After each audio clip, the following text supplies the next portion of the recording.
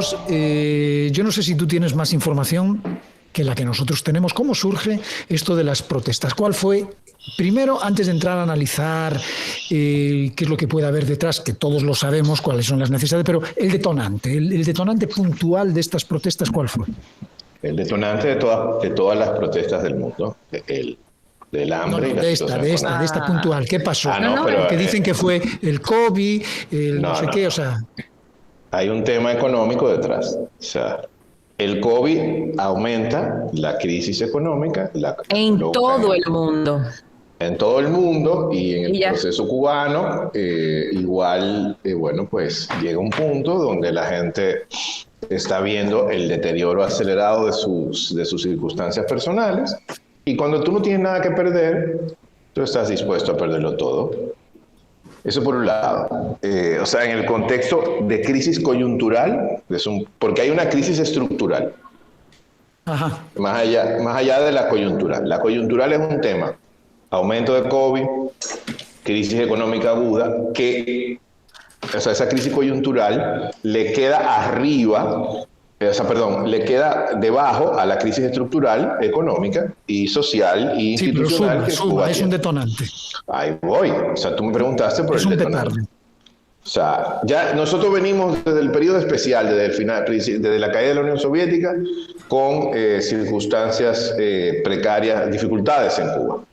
Llega Venezuela, llega Chávez, esas circunstancias se alivian, vuelve la crisis venezolana, limita otra vez la capacidad del gobierno cubano de estructurar cierta estabilidad económica.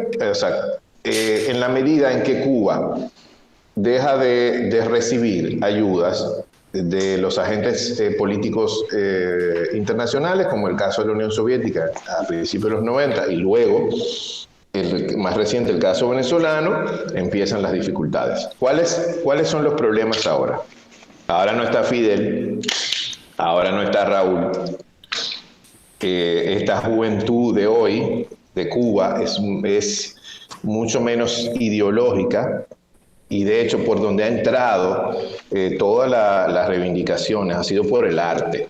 Por ejemplo, el grupo de San Isidro y unos raperos que han creado un término sumamente poderoso en términos de relato, que es que sustituye el patria o muerte por el patria y vida. Eso es o sea, en términos de comunicación política, es sumamente poderoso ese concepto de patria y vida. Y digo poderoso porque implica que el relato, o sea, modifique el relato de la muerte por el relato de la vida, y eso en cualquier espacio social es ganancia. Exageradamente poderoso. Entonces, ¿qué pasa? No está Fidel, no está Raúl, no está la revolución. Esto no es 1996. Los jóvenes de ahora son mucho más, como dije, mucho más irreverentes y menos vinculados al proceso revolucionario. Y más fluctuantes. Y más líquidos. Y mira que una ventaja en este escenario cuando no existe nada, Carlos, cuando no existe nada de eso que tú dices, y aún encima hay precariedad y necesidad.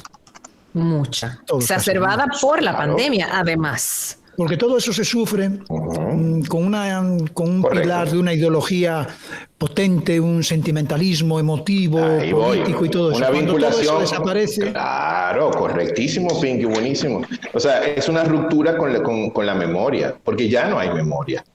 O sea, y la memoria más reciente no son los barbudos, la memoria más reciente es las dificultades.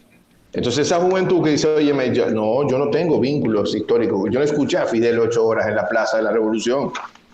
Yo no ¿Qué me adhiere a esto? O sea, yo no tengo ningún vínculo que no sea comer y tener internet y tener libertad para ejercer la vida. Entonces por eso sale de ese debate de vida.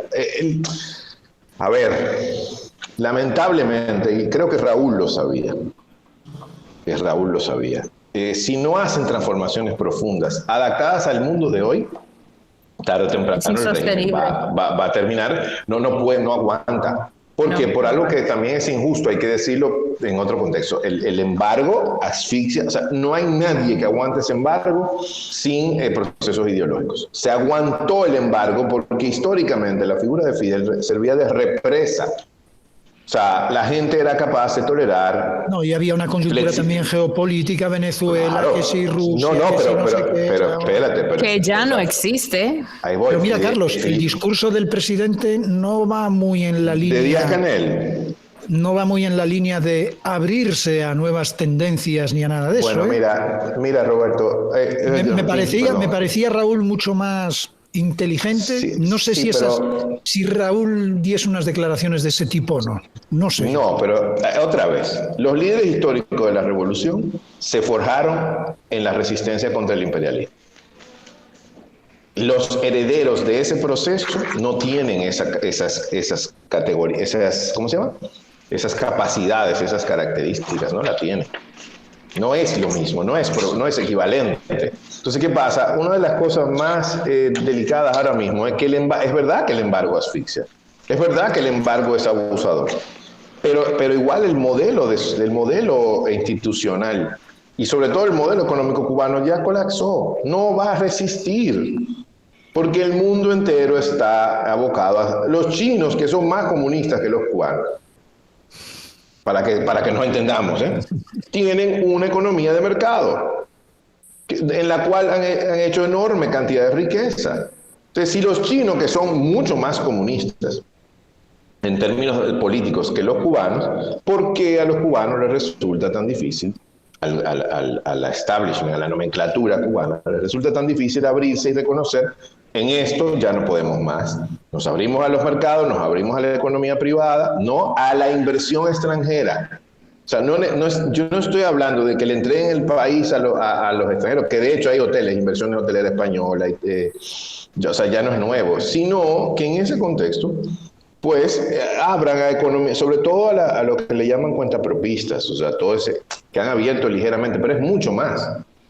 Tiene que haber una economía de mercado, lamentablemente, por una razón que quizás el camarada Lenin alguna vez dijo, el comunismo tiene que ser internacional. Lo que pasa es que y no hay condiciones internacionales para un proyecto de esa índole, porque la Unión Soviética fracasó hace 30 años. 20, y la Unión Soviética es mucha gente, era prácticamente autodependiente. China es mucha gente, es también autodependiente, de hecho es una de las grandes potencias del mundo. Ahora, ¿qué puede aportar Cuba? Cuba es completamente dependiente, es como nosotros. O sea, si a nosotros nos hacen mañana un embargo, nos pasa exactamente lo mismo. Porque somos completamente dependientes de otras potencias. Entonces, sí, el problema es qué se puede salvar del proceso antes que el proceso naufragie. Esto es muy importante. Yo decía ayer en Twitter, la revolución tiene que hacerla, tiene que haber una revolución. Regis Debray era un autor que decía revolución dentro de la revolución, el francés. El escritor francés de izquierda. Tiene que haber una revolución dentro de la revolución. O de lo contrario, caeremos en la circunstancia donde el proceso cubano terminará eclipsado por la realidad. Y la realidad, en ese contexto es bien difícil porque sería, por ejemplo, en el caso de Miami, o sea, volver a los 50 del siglo XX, que todos sabemos que termina, eso era la lógica de casino. Pero a ver, Carlos, si bien es cierto que ya no estamos en la época en que estuvo Fidel, ¿por qué tenemos que asumir que se va a volver a la época de antes de Fidel? Yo creo que Cuba puede reescribir otra historia. Claro, tiene que hacerlo, como hicieron los chinos. Tiene que hacerlo. Los chinos no volvieron a la época anterior a Mao. No, los chinos se reinventaron. Pero sigue siendo China una dictadura. Sigue siéndolo. Es la dictadura perfecta. Espérate, no hay duda. Bueno, perfecta porque es que a mí donde me conculcan libertades ya y yo patino y chipeo. No, pero te digo perfecta porque la dictadura claro, de la imperfección. Exacto, ya. ¿Cuántas personas tú le puedes llamar tú has escuchado llamarle dictadura a los chinos? No, por eso te digo que es perfecta, porque nadie la cuestiona. Claro, porque todo el mundo se beneficia del dinero que producen. Es a eso que me refiero. O sea, mira, China China tiene tal situación que es, o sea, reprime, limita libertades, todo eso que tú dices, sí, pero China nadie le llama dictadura. Porque todo el mundo recibe, hasta los Estados Unidos reciben. Tú ves que Estados Unidos en el lenguaje diplomático habla de violación de derechos, de atentado contra, pero jamás penetra en las profundidades de decir, los chinos es una dictadura y Human Rights Watch vamos a cerrar relaciones comerciales con China. Imposible. Primera vez que escucho. ¿Qué fue, Rafa? Que es la primera vez que escucho que se le llama al sistema chino una dictadura. Claro. Bueno, una dictadura de partido único. Eso no es una novedad teórica. Ya tú sabes. Un partido único. Sí, pero Bosch tenía la tesis de dictadura con respaldo popular. Te recomiendo leer ese libro, que hablaba sencillamente de un proceso similar al de Vietnam, al propio chino, donde el partido pues desarrollaba el país, la hipótesis de buena voluntad del partido, el cuerpo político desarrollaba el país y lo estabilizaba a partir de un referente histórico que era, bueno, estos países vienen en crisis de su desarrollo, tienen el imperialismo norteamericano persiguiéndoles. Bueno, la idea es que se instale una dictadura de partido a través del cual pues el país se desarrolle económica y social institucionalmente. ¿Qué pasa? Que en el caso cubano, bueno, pues ya vamos a 60 años y todavía operan con códigos institucionales, con vocabulario, con prácticas que son ya propias del siglo XX. Entonces, son sociedades que necesitan ser mucho más horizontales, mucho más abiertas. Yo creo que los cubanos, la mayoría, no quisiera regresar a los 50. Pero si tú no le das salida a oxígeno... No permanecer en donde está. Ahí voy. Hay 3 cosas que para mí son importantes. Poder viajar a donde me dé mi gana, poder decir lo que a mí me dé mi gana, y poder trabajar y vivir de lo que a mí me dé mi gana. O sea, pudiendo utilizar toda esa educación recibida en un mercado que remunere mi capacidad. Sí, pero papá Estado no puede decirme que yo no puedo viajar, no puede decirme lo que yo tengo que decir o escuchar, y tampoco puede decirme de que quiero vivir. Ahí es que está el gran problema de esto. Estoy de acuerdo. Entonces, no hay que darle muchas vueltas. Ahora, porque igual, en otras sociedades que no son comunistas, entre comillas, creo que Cuba sea comunista. El comunismo no existe. El comunismo es una utopía de fraternidad y de convivencia que está muy lejos, años luz, de los seres humanos actuales. A donde voy es que se necesita un marco de libertades que no sean civiles, económicas, que no convierta el Estado en algo absurdo y detestable. ¿Y tendrá Díaz-Canel lo que hace falta para dar ese giro? Pero después de estas declaraciones que dio, se ve que no. No, pero no tiene más remedio. No las tiene. El problema ¿Tú es crees que perpetuarse en esa posición es lo que hará que...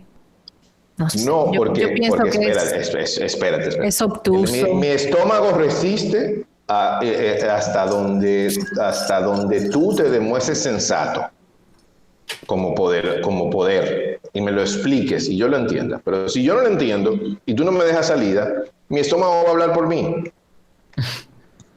Y el estómago habla mucho mejor que el cerebro. No tiene freno. Entonces, bueno, tengo hambre. Listo. Me gustó eso, entonces, no tiene freno. No, tengo hambre. No, pero que mira, que hambre. A las 2, tengo hambre. No, pero que mira, que espera un momentito. Oye, ¿qué parte de hambre tú no entiendes? Porque son estímulos básicos, instintos, ¿entiendes? Es una necesidad fisiológica de la más fundamental. Claro. Junto con pero si tú permites que los instintos... respirar, el sexo. Correcto. Si tú permites que los instintos operen por encima de la razón, tú vas a tener el fenómeno que está pasando ahora. Obviamente que hay grupos como los de siempre que se aprovechan de la coyuntura y dicen ya esto es la caída final y que sí o qué de la dictadura y todo el relato, pero es mucho más básico que eso.